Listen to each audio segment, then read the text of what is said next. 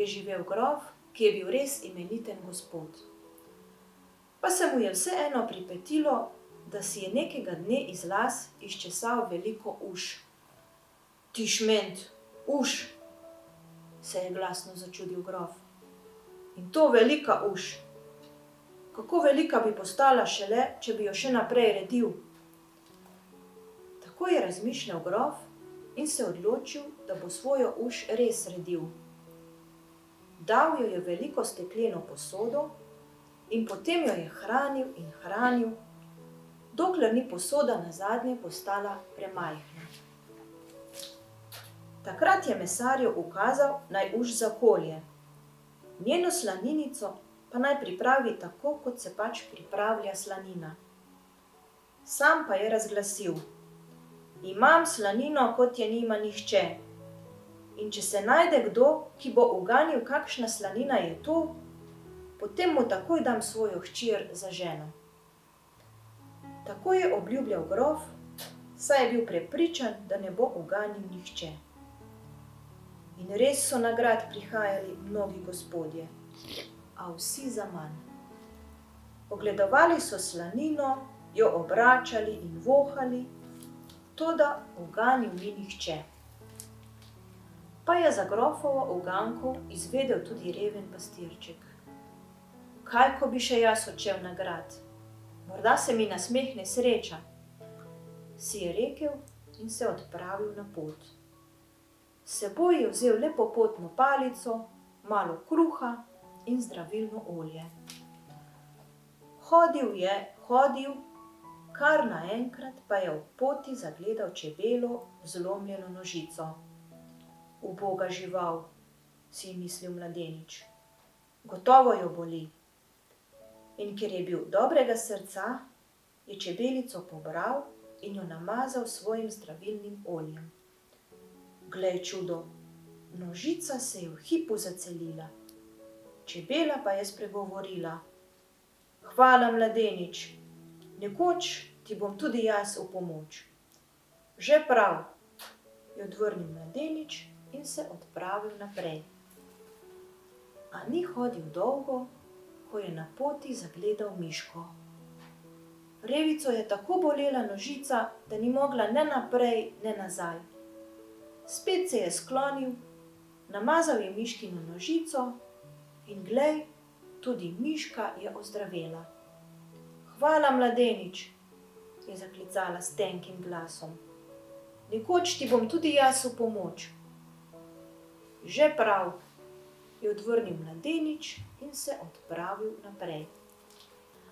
A spet ni hodil dolgo, ko je sredi poti zagledal velikega volka. Revež je cvilil in lizal svojo ranjeno taco. Kaj boš stokal, sivi volk, ga je ogovoril mladenič. Raje stegni taco, da ti jo namažem. Volk ga je ubogal. Stegnil je taco, pastirček jo je namazal in že je ozdravela. Hvala, mladenič, je tedaj rekel volk. Vedi, nekoč ti bom tudi jaz v pomoč. In je izginil med grmovjem. Nazadnje je pastirček le prišel do gradu. Velik in bleščeč grad je bil to, pastirček pa ves raztrgan in umazan. Reveža je postalo sram in tako se je ustavil pod grajskimi okni in čakal. Pa se je zgodilo, da se je ravno za enim od tistih oken mati grofica pogovarjala s svojo hčerko. Veliko je gospodov, ki bi te radi imeli, je rekla stara grofica.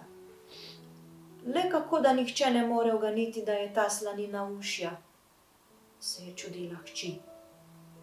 In pastirček jo je slišal. Zdaj ni nič več okleval. Naravnost k grofu je pohitel, pogledal je slanino in rekel: jaz pa vem, kakšna slanina je to. Debelo uš ste zaklali, gospod grof. Grof ga je začudeno pogledal, potem pa prikimal in rekel: uganil si, mladenič, ampak hčere ti vseeno še ne dam. Če jo hočeš dobiti, potem čez noč omlati vso mojo pšenico, ves oves, vso ajdo in vse proso. Če to storiš, jo dobiš. Če ne pa glej, da se pobereš in mi nikoli več ne prideš pred oči. Pastirček je prav dobro razumel, kaj mu je grof ukazal. Pa vendar ni vedel, kako naj se dela loti. Kako naj v eni noči omlati vse žito, ko ga je še za 100 hlapcev preveč. Žalosten je odšel z gradu, takrat pa je preden pridrobila miška. Kaj ti je, ljubi moj mladenič? Kaj te teži? Ga je vprašala. Kaj me teži? Je zastokal mladenič.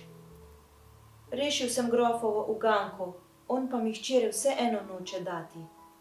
Zdaj naj v eni noči omlatim vse njegovo žito, a kako naj ga omlatim sam? Miška ga posluša in reče: Le molči in mirno zaspi, jutri bo vse opravljeno. Potem zacvili in glej, z vseh strani pritečejo miši. Spravijo se nad žito in že leti zrnje na eno stran, pleve na drugo, slama pa na tretjo.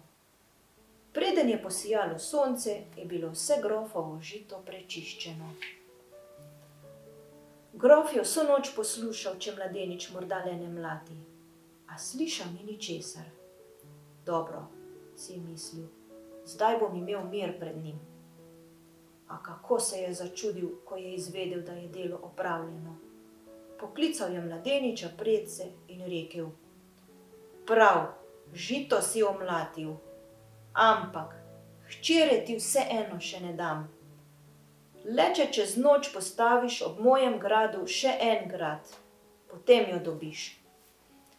Spet je odšel mladenič, ves žalosten z gradu, pa je k njemu priletela čebela. Zakaj si tako žalosten, ljubi moj mladenič? Ga je vprašala. Ah, kaj ne bom žalosten, je zatarnal mladenič. Že 2-krat sem prislužil grofovo hčer, pa mi je grof še zmeraj noče dati.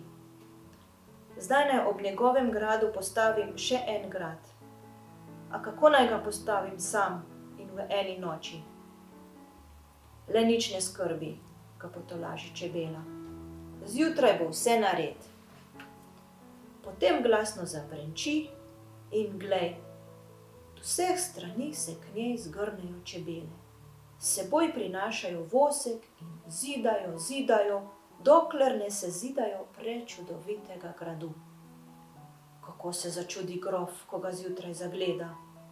Ti šment, zmaje z glavo, pa je res sezidal cel grad. Le kaj naj mu naložim, da se ga znebim? In ker se ne domisli ničesar več, pokliče mladeniča predse in ga ozmerja. Poberi se mi izpred oči. Poglej se, kako si razcapan. Taki niso za grajske gospode. Kaj je hotel naš pastirček? Zapustil je grad in se žalosten odpravil proti domu. Pa mu naproti priteče volk. Kaj pa je, pastirček, da si tako žalosten? Ga vpraša volk. Kaj ne bom žalosten, zatarna pastirček. 3-krat sem prislužil grofovo hčer, pa mi je grof le še noče dati. Z gradu me je spodil. Nikar ne joči, mu tedaj reče volk. Raje odreži palico in sedi name. In mladenič res odreže palico in sede na volka. Udari me z njo, močno me udari, ukaže volk, in mladenič ga uboga. Tedaj volk zatuli tako glasno, da odmeva čez ves gozd. Z vseh strani se k njemu zgrnejo volkovi in se skupaj poženejo proti gradu. Še me udari, še močneje, ukaže volk še enkrat. Mladenič ga udari in volk zatuli tako glasno, da se zatrese ves grad. Zdajci grof priteče na najvišji stolp in zakliče: Nikar, Nikar mi ne goni tega sem, ustavi se, vse, kar imam, vse ti dam. Volk pa reče: le nič mu ne verjemi, 3-krat te je že nalagal, 4. pa te ne bo, še enkrat me udari. Mladenič ga je res udaril še 3. in volk je zatulil tako glasno, da je grofa od samega strahu pobralo. Zdaj se je volk ustavil in rekel: naprej pojdi sam, grad je tvoj in vse, kar je v njem. In tako je mladenič volka razjahal, stopil je v grad in se preoblekel v gosposko obleko. Potem je zasnubil grofovo hčer in priredili so veliko in veselo svatbo.